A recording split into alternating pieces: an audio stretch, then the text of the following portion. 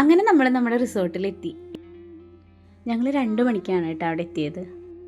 ഞങ്ങളെല്ലാവരും ചുറ്റും നടന്ന് അവിടെയൊക്കെ ഒന്ന് കണ്ടു, കുറേ ഫോട്ടോസൊക്കെ എടുത്തു. നല്ല രസമുള്ള സ്ഥലമാണ്.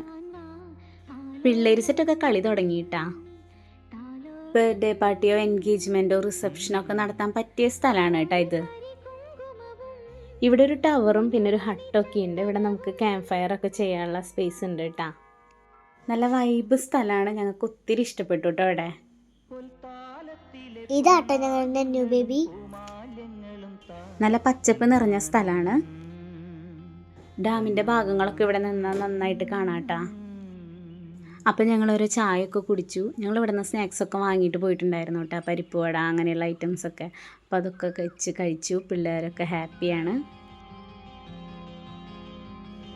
ബാക്കിയുള്ള വിശേഷങ്ങൾ അടുത്ത വീഡിയോസിൽ കാണാം കേട്ടോ.